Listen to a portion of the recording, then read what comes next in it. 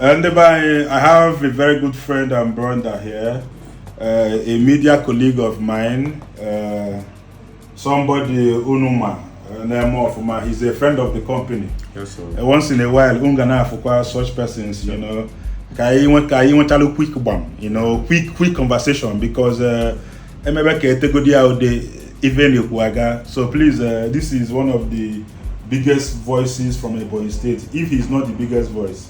Now, Chika and Ebonyi has been in the news. We're talking about, you know, a whole traditional ruler of a community kidnapped. I know the Asquano San Diego. Okay, we go to the Asquana na Igwe Ejebego. Yes. Then a trace mo account here what take San Diego. Asquano Nyanwa boy APC, no politician, no a known person. You've been vocal about it. So let's quickly talk about this thing and please go ahead, my brother. 2 Sundays ago, that is the first day of March 2026. Okay.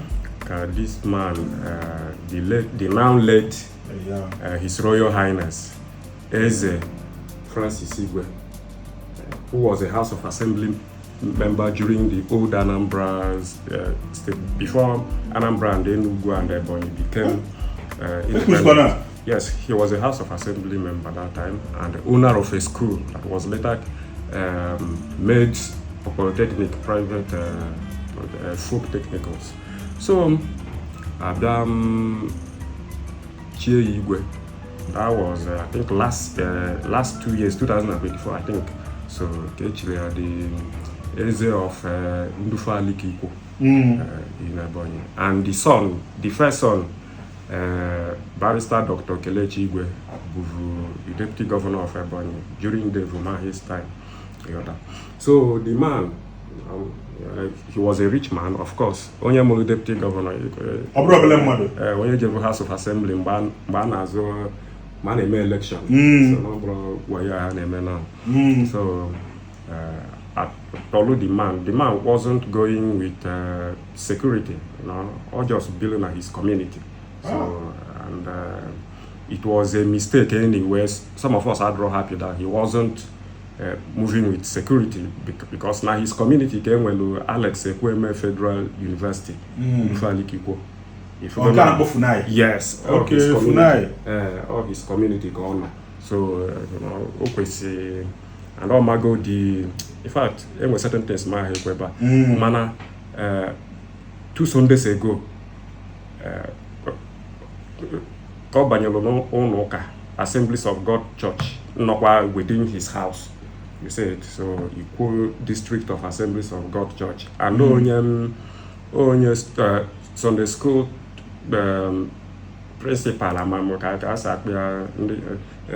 He was doing Sunday school teaching. Sunday school teacher. Something like that. So, Omazi Abata. And started firing to the air. So they picked him, you know, and the wife. They started beating them, and you know, they were treating them as though they were common criminals. So you know, spent some time and picked him, drove him in his own vehicle. That means they came for you. Yes, they came for him. It's not a random whatever. They came for him. It was target. Yeah, Hammer. Yes, Hammer.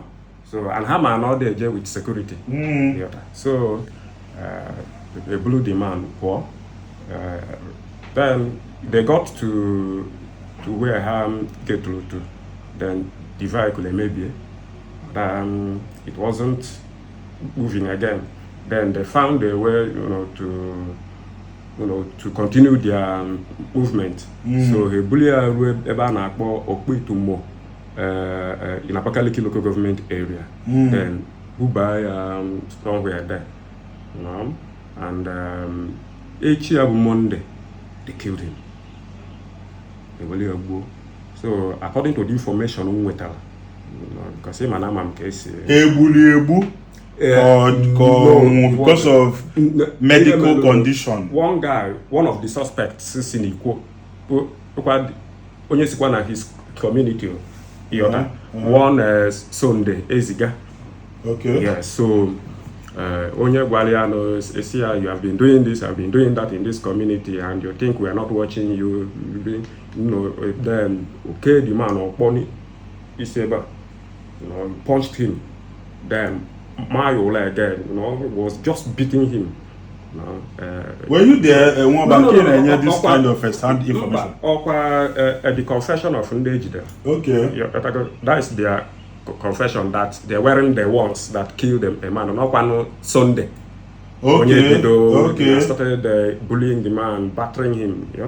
So the man, Ika go near, and they might all go old.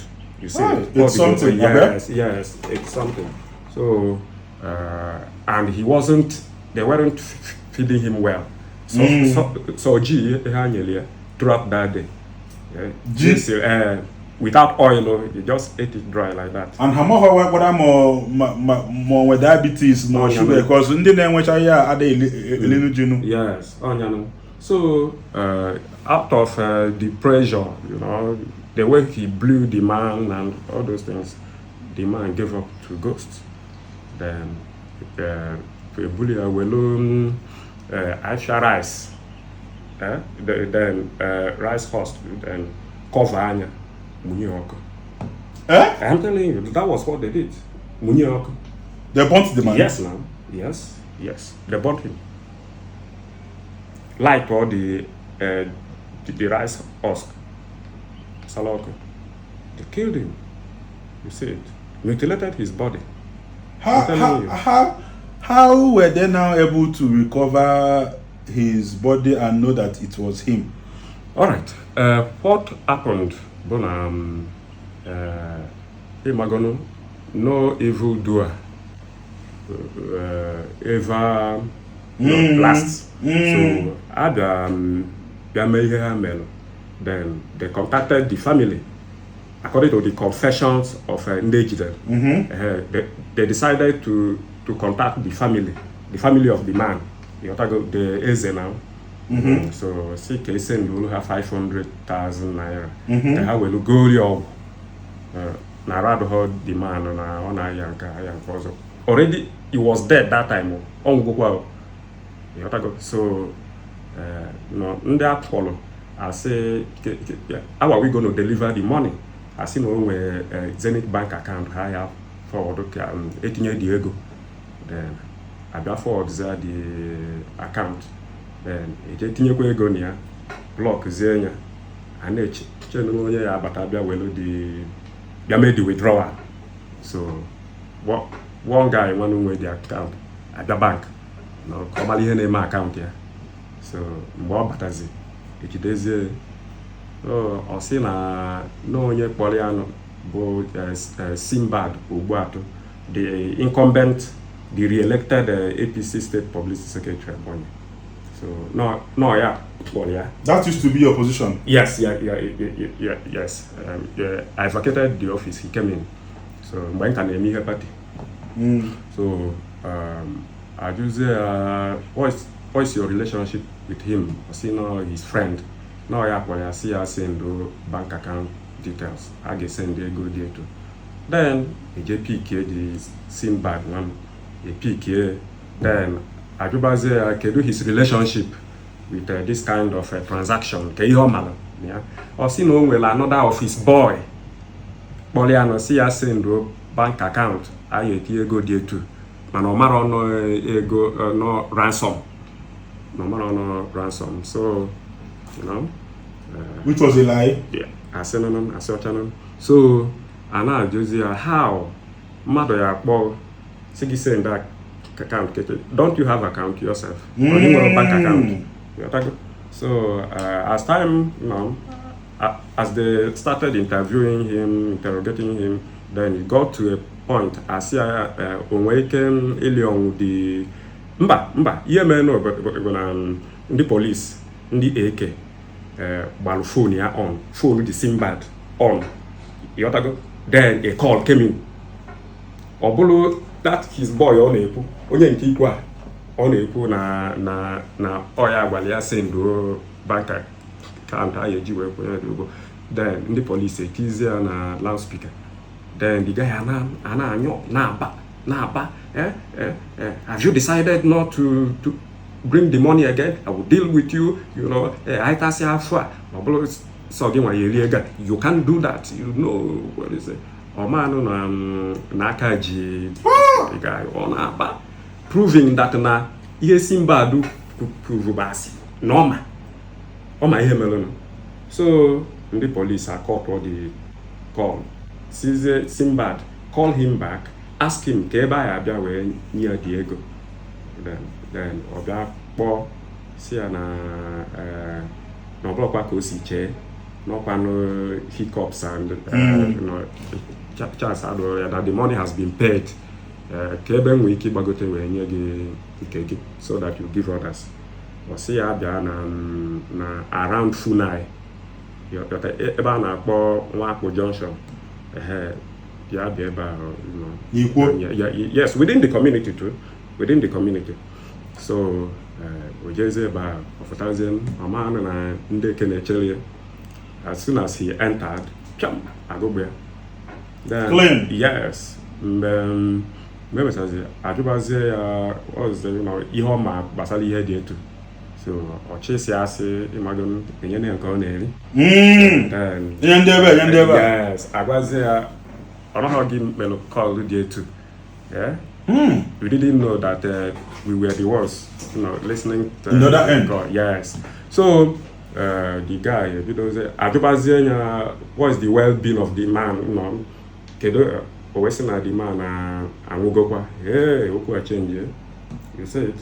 So, you know, already people he started mentioning them, and they pick one also like when they pick through call logs and yes, you know, okay, call anybody. Call steady. Miss call, incoming and outgoing. So call log. Yes, and when they pick through that means then after ndị ka sịkwa na the guy was killed during gun duel. You know, which guy? Mbo the Sunday one. Sunday onke na-akpọbụ na-aba mba ajụzi ya ka ebe ga-enweta ego. How was he killing a duel? Hasn't he been apprehended already? Enyekwala ya egbesi ngwa ka ịgba mgba gị. So no, I started wondering, kedu mgbe what type of information is there? So now going by Kiasi Weme, already at a point they started making you know, saying that they should be paid 250 million. You got to go. So Manhattan 500,000 and you know, in order to save the man. And that 500,000 year after, without it would have been more difficult to get them. So, you know, crime has a way of even you can't be too careful. Yes, okay. My senior brother that is my senior brother Naba. Also that na mother is good higher is 5 years. Yes, okay. Is it that na akajigi more na ewapoge? Yes. So and he check here the Facebook account of this young Simbad. If una since last week Sunday posts here below change, you know, omudiki honede, meaning that na onwe ego ofu na bata. You know, he was expectant of too. That his life is about to upgrade. Yes, thank God. You know, he started giving inspirational speeches. You know, and this guy is just a regular young guy. Yes, man. Some people. Check like in the Pachadada. No, I have on the Ori. Money chapter 2. Because I have for tea. Yes. Imam married on Yagamu Odeha. Yes. Oh, yeah. So, what is the APC link to it, and then what is their reaction in the APC? Because this is a statement. I don't. Okay. Coming from the APC, that shocked. Yes, and I had the surprise that one of them could condescend that low. The other go as if APC. And I'm APC. I'm an APC now. I'm an APC Sikwado now. I'm the same party go publicity secretary in a state. So I'm a Kasi where a city boy. I'm a Pandino on that city boy. I'm a their way. Mama, that's not the I'm from them city boy inaugurate Ebonyi the other day. I'm a Pandino on here. Where? Mbogelu, I am one of the mother on here now. In a corner of both credible people, not ever. I think it got Assas. Mbolu. I have one, no, I have one. What the that's the gist for him. Yes, another day. In social we made this crime now. Hanchani are their descendants of Ebonyi? Are their descendants of Ebonyi throughout? Mba, Ofonye si Enugu State. Ofonye si Enugu. Onye ka say na they just called me and gave me 30,000 naira as transport logistics to come to Abakaliki and lodge in hotel and join them that Sunday. So that means not that on a Saturday, yeah. So then it delivers here the all clear. So all 30,000 Ihojin now. No, 30,000 year after year. If you go. So the rest of them on the The rest of them on their money. Okay, if you know about the way forward now, and then just opposing that na Ebonyi no in some of these things, I be asukwa keta before ana sibu no ni ilo o we can send it to the no ncha this in everyone keta was no. What do you have to say? Okay, for me after me has Nakanwelu another serious image because the way they kill that man is suggestive of assassination or regular kidnapping. Yes, assassination. So they are not revealing only the behind it. So, and I know that as time goes on, then there will be forced to revealing the main person because was assassination. Well, we hit him kidnap outing. So Ebonyi State as a state, Ebonyi equal. Ebonyi State as a state, and where also that somebody can do to earn money in Ebonyi State apart from politics. Educate me, because sometimes I know tinyente. Kaino Modeka innocent. No ever nyolo. More there is one big entertainer. Sieba eke wande mwado. You know. Go ahead. Well, Ebonyi so many ways. Like the community of this Eza Ulang and lead mining. Very good. In large quantity, I think in India, Indian company and salt something. Royal Salt Company. They have been mining for many years now. So and the young boys who sit on the community are very big. They are very rich. Some of them have built houses. You know, all these communities are mine late. Ebonyi too much late deposits and other minerals. Yes, it's just that now on a few. So you know. That one mine late, you know, their boys are doing well, you know, they're building houses. So we got some communities who chippings. I don't know any other state now Ebonyi State in terms of stones chippings, original ones. So you know they are also doing well.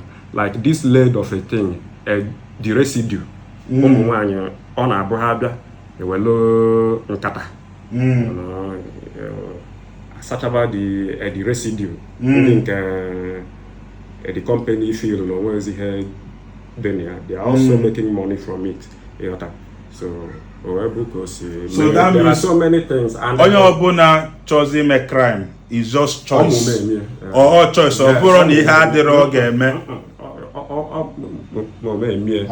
Ebonyi bụ ebe a na-akọ nri na so ọmụme eme so and then nwekwa very quality sand, sharp sand in many rivers na Ebonyi.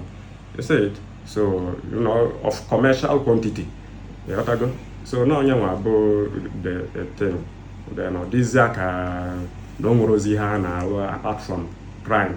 And imana it's just that these people ama onwe ihe ndị ebe ọzọ ya eme ọ ma jefa mana ọ bụ onye Ebonyi melo he travels. Yes, or trend. So I have not been able to know why it is so. So madam, I don't know. I don't know. Ebonyi mera na yes, opoiche. So no nyangwa about the thing, but I feel that government of Ebonyi State has not actually done well in terms of human capital development. Ebonyi is well endowed with solid minerals. Ebonyi is well endowed, but there has not been deliberate scheme to utilize. Yes, so it takes intentionality to do that. Yes, so Owebolo the challenge when Ebonyi. God blessed us. And all of us must not be feeding from Ebonyi. So some of us decided to look the other way around. Yes. So so sorry that you are sweating. I have to off my fan so that I will have a good audio. It's an informal interview. Yes. Chika, lastly, you heard what trended, was it last month? Akodo. You know, Nwaboye Kubulu Ogea. You know, I see you vehemently wrote about that because in Anambra they stigmatize the whole of Ebonyi because they were citing the one that happened in Ivite, Unizik, lecture. You know, here men are Unizik. As in, how they are citing him na Unizik. Ebe nwatakele kono lecturer nyani abiakodo and anukwam na the guy from Ebonyi, so they feel is na ndị Ebonyi ejiro akodo egwu though na in this one megita as na ogi abonye Ebonyi and then nwa boy onye Ebonyi. What do you have to say about this thing? Ndị Ebonyi ke ihe hafu na akodo nwa ka obo enwe ihe na-eme iche. Can you clear the air, because I know that you are one of the people that speaks for Ebonyi very good, which you are supposed to even be getting some chips from the government for always defending them. Go ahead, please, my brother. Yeah, man, I commented against that action of that guy, and it is high time we started, you know, profiling Ebonyi. Yes, yes, you know, Onya Meli here too. The community also. However, it is not good, you know, for one person's action to have a collateral damage, you know. So, Abia, I see na boy, then some of us now they are crime inclined, you know, on a utezi.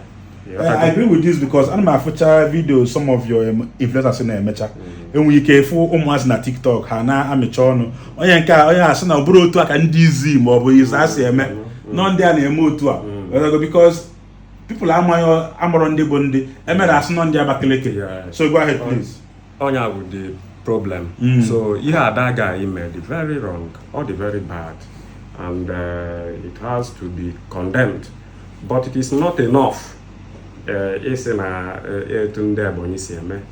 After all, o nwekwa skọsịkọ anyị nụrụ ụnyaa ihe na-eme na ihe mere na Anako.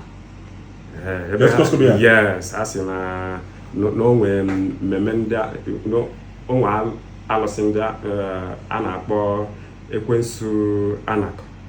Yotago na ya mere local government. Okay, I've not heard that.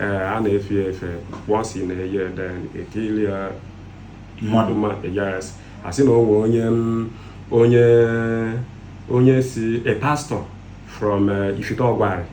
So Obia na that community or Mahono na eme ihe dị etu a, si na a na-achị achọ. You can't keep yes, oh, keep so a normal thing. So, but it's not enough to say that Nandiana Kunemi here too. If at all, Nahama Yemeluno, Yotago.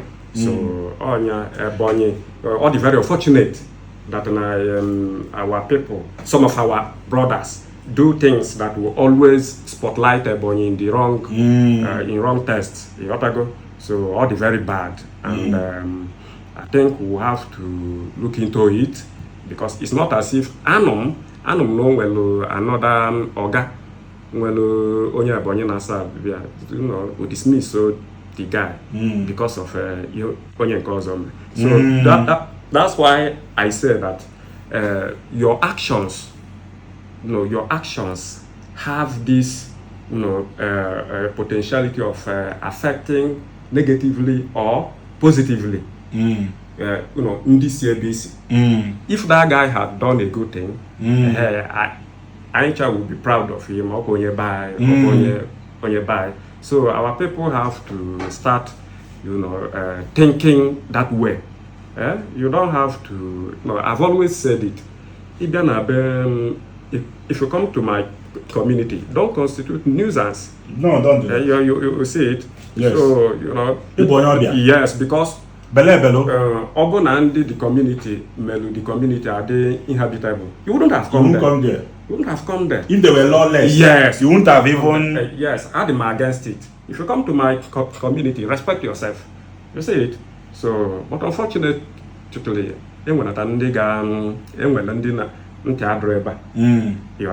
and I thank God that at the end, then Anyway, because I saw one of your posts where you were also vehemently dragging Anambra into it while defending Ebonyi, because Anambra as a mayor, as if Monday Ebonyi kana no Ebonyi. So I see where you were dragging Anambra, and you even quoted what our governor said about Ndi Ejicheji. Na 90% bụ ndị Anambra ndị Igbo. Enwe ihe nchọkụ mmụta n'aka ndị Anambra NCN. Anambra can never defend evil. Aka ifo check that post ka ịmalụ mmadụ one bụ ndị Anambra bịa defend ya so na asị na Anambra emere ha. Post okita about Evans the kidnapper. Anambra ma atụpụrụ gị ọnụ. Do you get it? Post to anything about Onyewa and Anambra, even I get any aka sineziokwu. See what we're doing to Obi Kubana with the Stibel movie. See how they came for him. Don't when we came for the young man, no matter the bad. But you see how I want to ask Obi Boy and Kai for Anambra. See what is happening with Akwa Okoko. Eke hit them. How many times given Anambra? He must. Post from today to tomorrow say Anambra because what you fight requires your energy. Yes. You don't fight what is not fighting you. So once Anambra understand it that if you fight me and I fight you back, I am not in a fight if I fight again. But there's something that Ebonyi State does that is actually like as if it is an inferiority thing. Once you mention anything about Ebonyi, everybody comes to defend, scatter. Sometimes people should just let things just die off, because the more you know, the more Naboiti. No matter how Soludo, when that Anambra school, say no, Anambra name ha, non de buy, non de, but non de. Anambra people say so. My brother. Let me tell you something. You might compare Anambra and Ebonyi. Anambra in terms of exposure. Yes, now. Okay. Yeah. So Ebonyi, imanu tego enwe that that kind of gap in. Ebonyi has been feeling the heat that Emeze are inferior. So many people are they inferior. So to say. Yes. So Emeze, that pain, it will rage. You want to go? So, but anyway, sense equal. Sense If Nande Soka has actually killed that stigma. Yes. Like Nande Soka, they are proudly in Soka. Yes. They are selling their Soka. Yes. You know, Soka used to be like that. Yes. Yeah, so the onion Soka.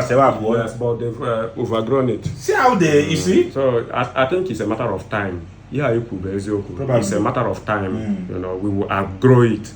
Because. And when I say Anambra and Ebonyi, just like you say, Anambra be here na batagi nyego no. It's just that Omike onye the first person onye made the same omume. Second person, na say o to akunta ni say message. The memory of experience the other time you know, even when in fact we are still growing with time now. With time, if some persons, you know, they may be now at their own level. By the time Ototon there, Bonnie people join the bar and that you know, social influencing. Okay. And did the naka only reduce quite the. I hope so. Yes, with time. I also commend some of your influencers that are fighting against some of these things. Yes. Because if you are 14 years, Hana on na TikTok, you know, all the very bad, very bad. I saw the content, all the very bad, all the very and all the distasteful, the timid. Yes. So and don't you think that is a grassroots problem? I told the governor, my governor, the time I met him in his office, said, if I here, I video from the basics, from culture, from tradition. I did there from there, and over here I just kwam. You know, I video there from the grassroots. You know, it will simmer. Yes, you see, because those children who might be thinking that's the only way they could enjoy themselves. You have to go and trend. Yes. I have to create an account also. Yes, so that let them trend. I'm on a image of the state. At stake. So no. But if I were the governor or if I were the commissioner for culture and tourism, I will go and pick those children, you know, and tell them, see, this is not the right thing. Yes, see the implication. Parents, your children will see this content, and you know they will start feeling inferior, you know, and you are making Ebonyi State to look as if, you know, you see. I think when you address them properly, then you could even tell them to denounce that thing happening. If you don't denounce, and once they denounce it, the matter dies on one long way. Yes. You have to go on one long way. Yes. So mana imagon.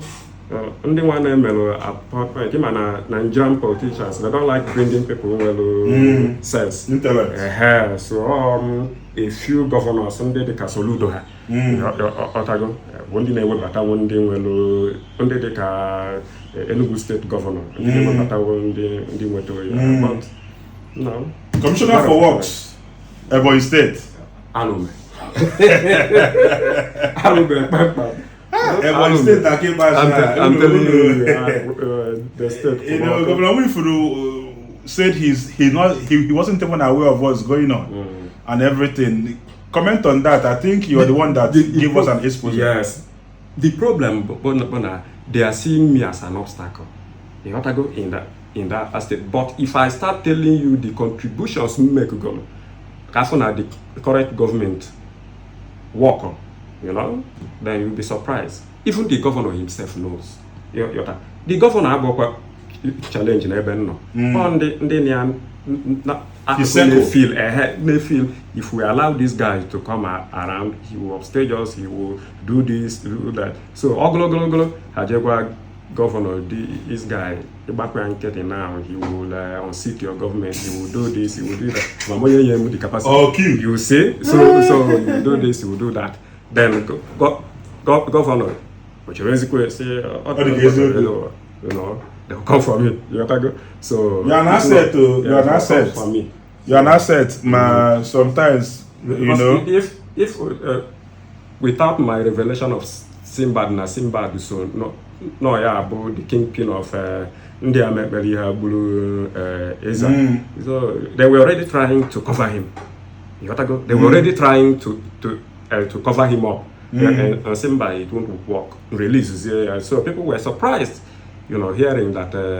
In fact, some people, some people were doubting it until you see it. So, open the Simba of a guy in Mecha, then we are in Nigeria. Anything can happen. Anything goes. Anything goes, man. As an enemy for life. No more rusticatory and a social media space. You see it? So that's what they do. Because at my life, it's not as if I am an angel. No. Mana, only anything if you tell me, I will apologize. Not two ways about it, and life goes on. So it's not as if no Commissioner for Works interview. Commissioner for Works. Commissioner, what was his pedigree? What was his okay? Why did they give him? Who was he before now? Nigeria from our community, and I want on a government. Let's carry our people along, you know. Overcompetence. Yes, it will only name where you see before a commissioner for works, you know, only level it in that profession. I agree. You know, when you go to get how smart it or mana, you watch this guy, ML commissioner for works in Ebonyi. You don't need anybody to tell you that only can work with your pastor. Who's the rubbish alone? In the name of roads. Now, you know, you just red soil. You see? So the governor had this intention of, you know, let's carry our people along. You got to go. By any contractor, then you see by your family. No. In your friend, are there any friends? Contracts that have to do with your, you know, contracts, so both legacy projects. You don't give, you know, you don't give your brother. Look for companies, you know, because in which that you're not working. For the fact that now the court, the police, and all those things, it's very unfortunate. And now the governor has said it, that the young people, not only government, have disappointed. You see it. He called out the commissioner for works. Yes, I don't know why they are frustrating that. Yes, they are frustrating him because of appointment Omelo. Adroma, he was doing it. He has been my boy for a long time. He has been working with me since I was in the House of Assembly. So I consider that was okay. Nelonya Nkemelu, commissioner for commerce and industry. One of those of you, you know, as I the time MLA that commissioner, he was at level 13 National Hospital in the FCT. You see, a mayor, a deputy from there, a mayor, commissioner for commerce and industry. No experience. So, no experience. No, you can't give what you don't have. You can't. You have to go. So, no investors are not coming because Omaria investment, rather investments, now leaving the state. You see it. So in your appointment on the basis of Onya, my loyal boy, Onya, then the result will shock you, and that is what is happening in Ebonyi. The result is shocking the governor, shocking him, and all to go, next year now, early next year now, administration, their first tenure, and well, governor was the one saying it that the project they stagnated. No one can. He said it. Yes, now. Yes, now. I watched the video now. So the young people over the government just frustrated everything that so it's not about young people, it is about competence. So you don't bring people in because now have your townsmen only are the loyal to you. There are so many ways, so many ways compensate your boys. Compensating them. There are so many ways. Only actually for legacy projects. Don't joke with legacy projects. You see it, and that's what is happening in Ebonyi. Boom. How many court cases now? I've never sued anybody.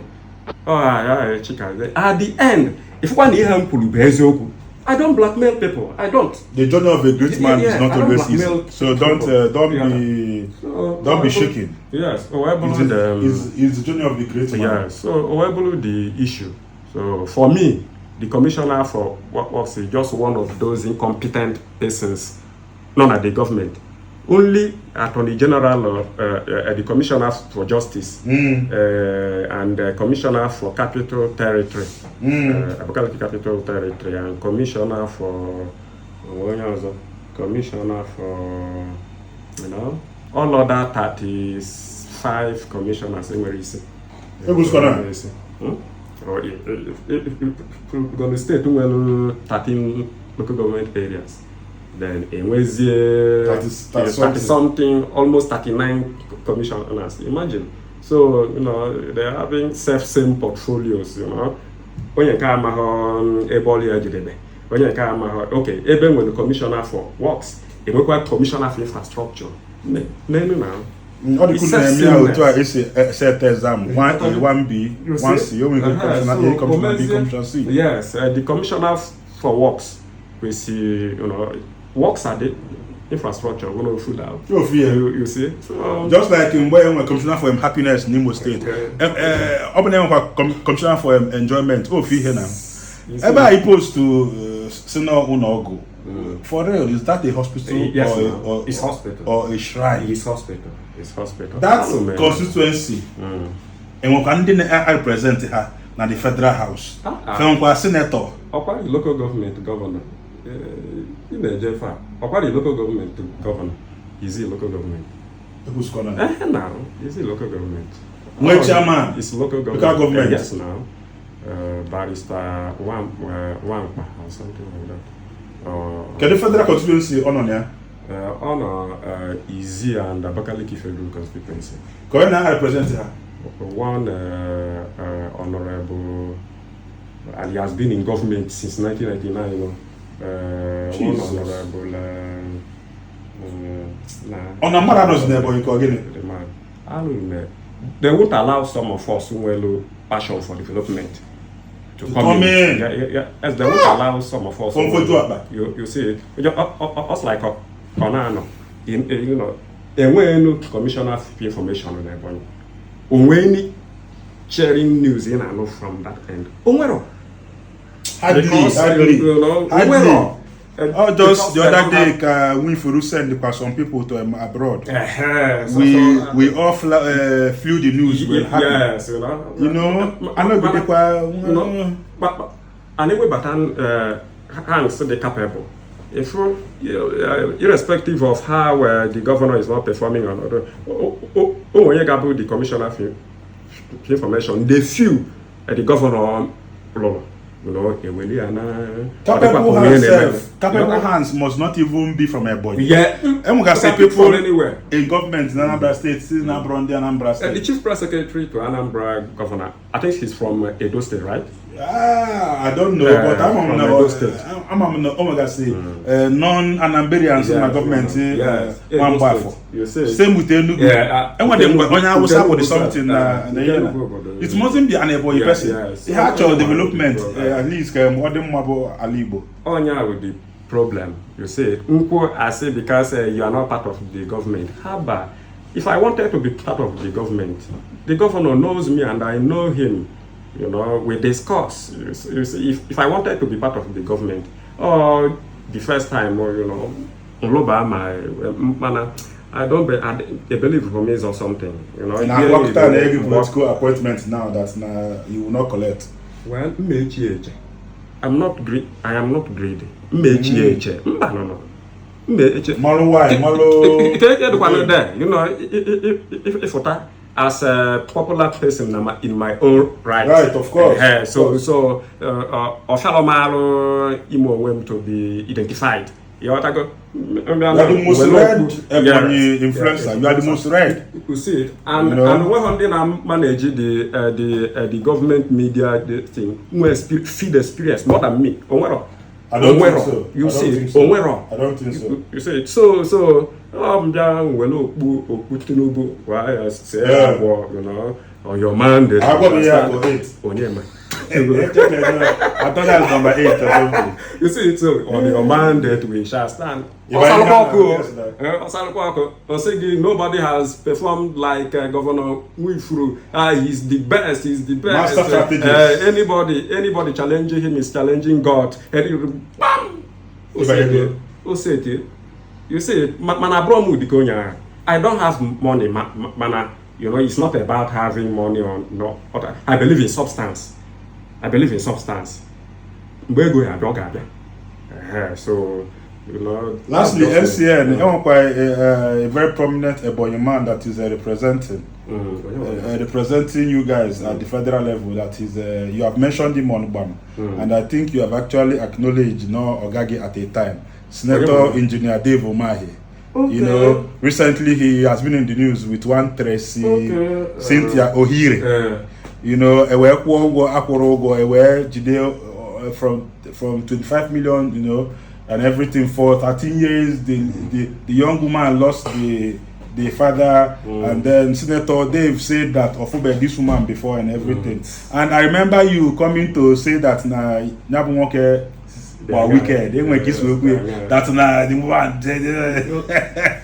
I don't lie against people, because if you lie against me, I won't feel good. Yes. Anything, just give it time. Yes. It will later manifest. Other testimony started coming out. Give it time. Now this man, what do you have to say about what is going on between Senator Dave and this young Tracy? My only concern, Bernard, this woman has not brought out documented proof that my annual contract to DA2. You see it. So why did he not go to court? I know that our judiciary is nothing to write about. She. Okay. So, you know, Omezie has not been able to garner the courage to write. So, Mani Magon, everything I was telling on social media against the woman provided a photo of her meeting him, at least to actually show the whole I've not met you before. He can defeat him in a court or the justiciable, you know. At Naman again on a photo picture, you know. So assuming the lady was able to bring out paper. The waiver sign or the contract. Not? I think I saw some receipts. No, she hasn't. Yes. So we put a sign on the contract. Maybe she might be doing it at that time, you know, understanding. Yes. And the government person. Some people has done it that way, and then it worked for them. Yes. Yes. Enemy of many politicians in Ebonyi. So something they will feel the hate. Arrest him, kill him, court case. Why must he? You say it. The lady, no matter a man, join me, my friend, my this, my that, they didn't involve us. Nobody involved us. So the woman should go and solve her. So I don't bother. So matter. Oh, Your Excellency, you are the best person to govern Ebonyi. You are this thing. How do you say to lawyer? Because if you check what the one is saying, whatever she did for Umahi was even out of trust, out of all of a sudden the trust vamoosed. Can you hear me? No. What happened? So she should follow that trajectory. Yes, yeah, let them go. You know, I'm going to challenge. Let's see how to project Tito Gina 227. Yeah, Hannah call Distraction. Yes, they are distracting our people. My own, this one has been shouting for a very long time. You know, when Kamaga see with Tikali, na Suzanne here on the Tilimbu, na I am here. You man, what to go on to be able to that one. And all the Kaham, I don't know with them, bro. Okay.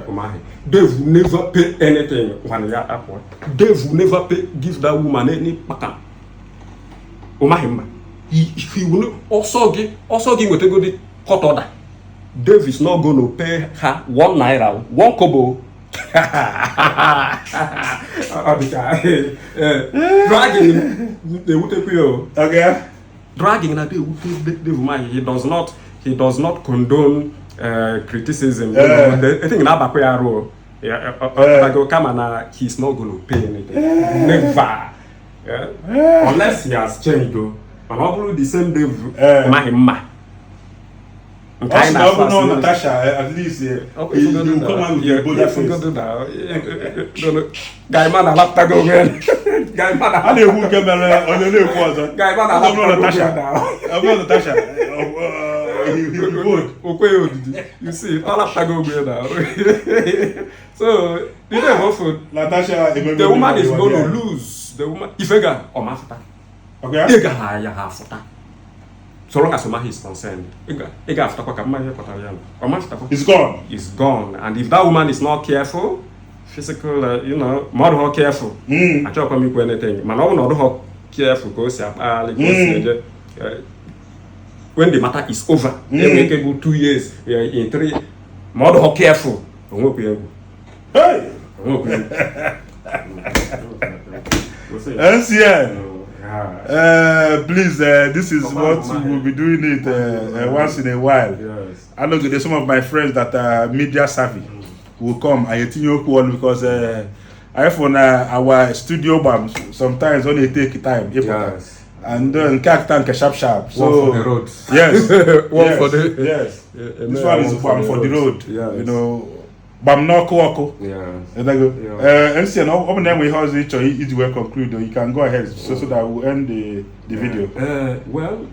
I'll be very brief.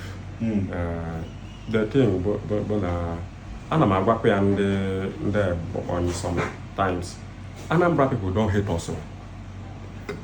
If you go to Anambra for 20-something years, Anambra people don't hate us. Anambra people hate poverty. They hate primitivity.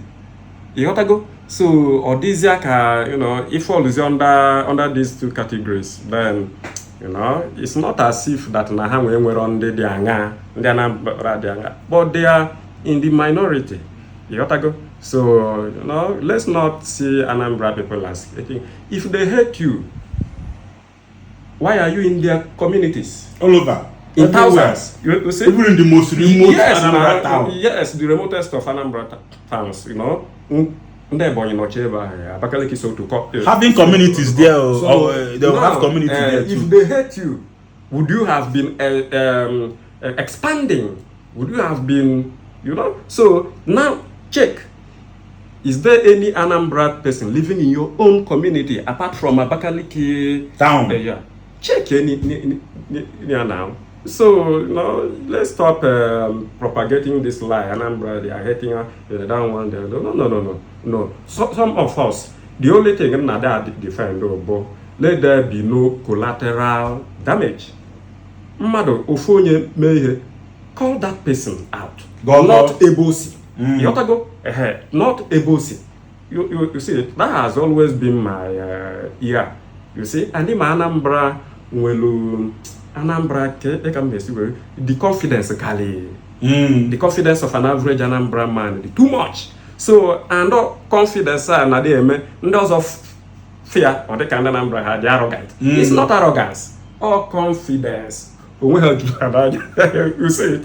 So, and that one, the first president of Nigeria, Anambra, the first Senate, Anambra, the first, the greatest writer in Freka Chinua Achebe, you know, Anambra, the greatest female writer. Anambra. One name I did with no, if you have Nollywood legends, Sicha Anambra, if you flavor, or Anambra, P Square have in the Anambra, no, if you had now, Opologi Ebede to have. Won't you be proud? No, won't you be proud? Okay, you know. So that pride shouldn't be translated into arrogance. You say it, you know, so on after Zinia na Anambra na owe giwe ibidi meto atu. Na owe giwe see if onye no you won't die.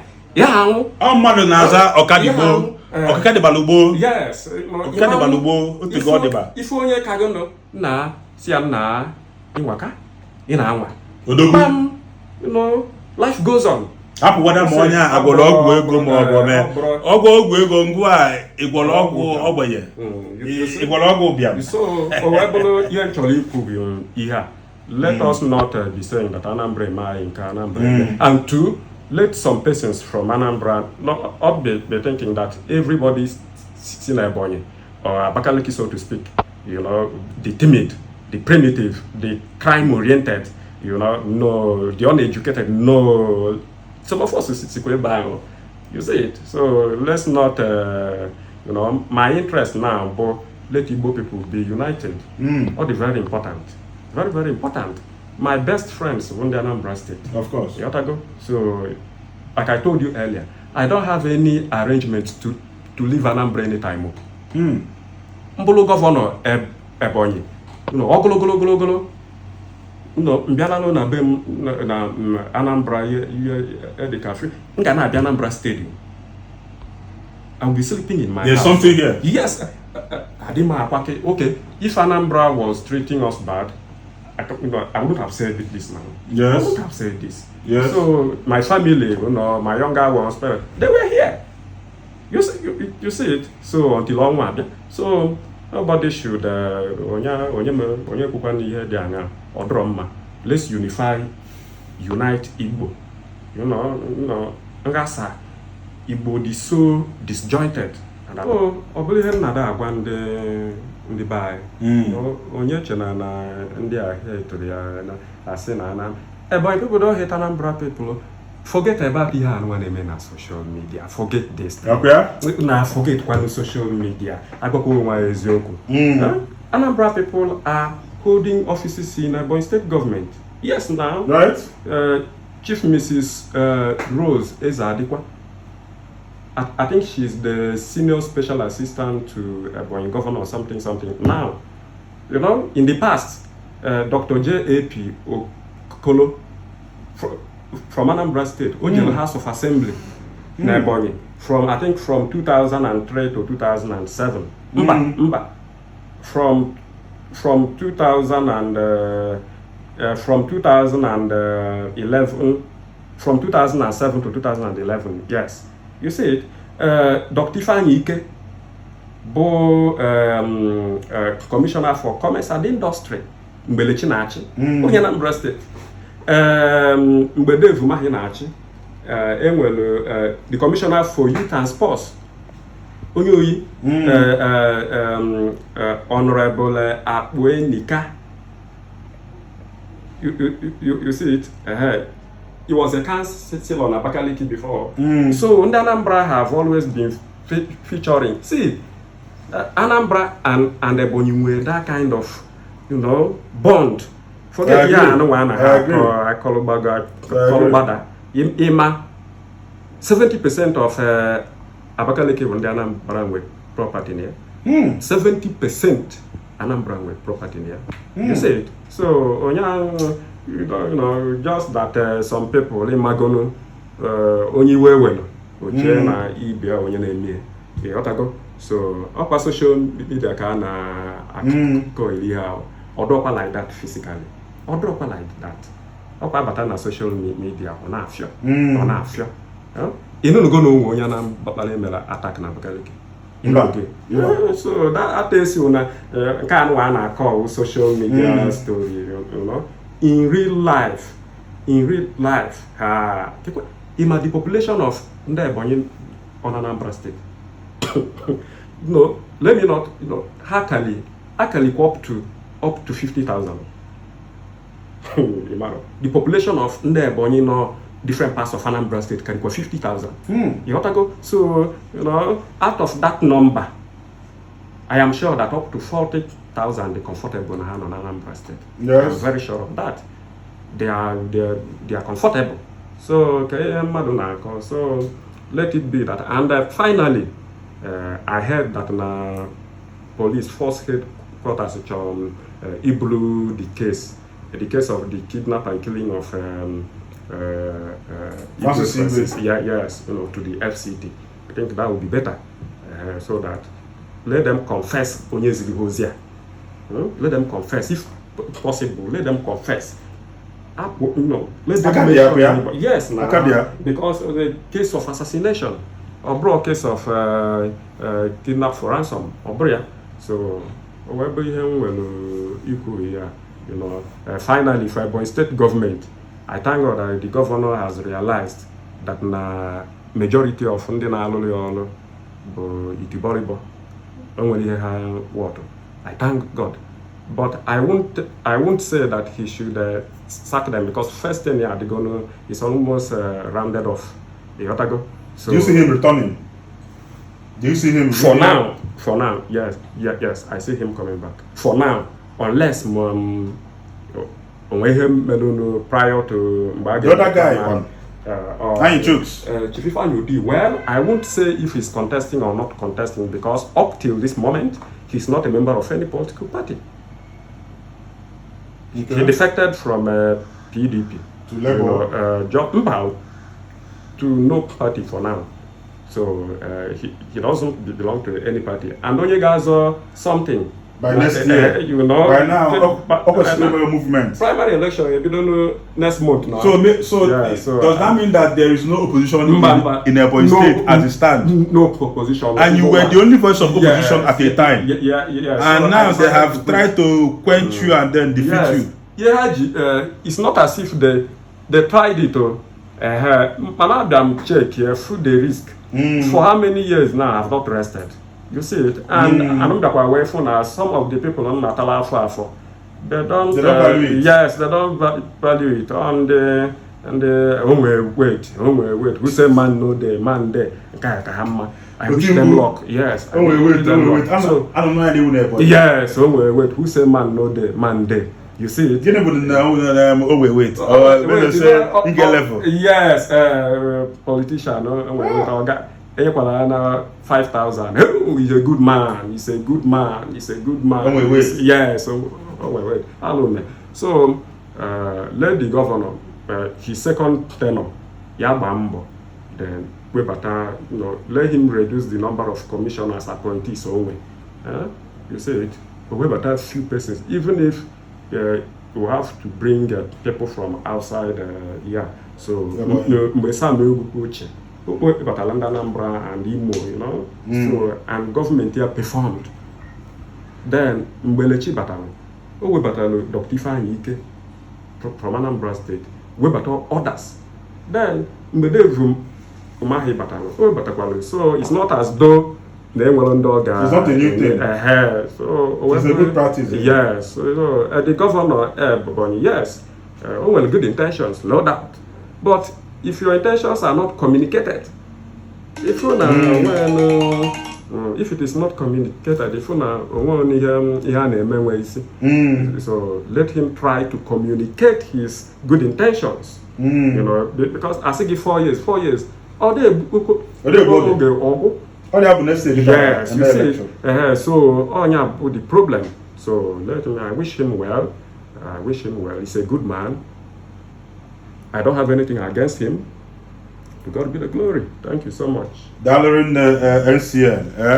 Ana m asịkwa ndị Ebonyi na obodo gbuo ifufe ji wee bụrụ dike. Obodo a anagokwa. Gbuo dike na ọgụ ụnọ. Eluzie na ọgụ ilo. Achọba dike. And my brother gwa m sị m na enwere ihe na-eri dike karịa ọgụ ụnọ. Sometimes we don't value what we have. This young man has been the voice of opposition in Ebonyi. And what do opposition do? They make the present government to sit up. Because our government is opposition. Do you expect people that are on your payroll to tell you what is missing in your government? Please, it's high time that we actually value this young man, NCN, Ebonyi State. Ebonyi State. It's high time you people know what you have. This young man is the most read Ebonyi influencer. But you people don't know what you have. Uneche, Obonogata, Anambra Gata, anyị jijigekta na abamba na eko ọbụkara na Anambra ana eko ka ịghọtago Nwoba Chika Nwoba dalorinne please for some of you that were mentioned in this video, remember that you have your right to reply. You can contact us, and we will grant you your interview. You will, if you if you know it is a lie and you have your rebuttal. Yes, to make. Please do that. Afam Kabo Dr. Chijioke Igwendo Yambaba. And my own Sir Chika Nwoba, Knight of St. Christopher. Yeah. Thank you.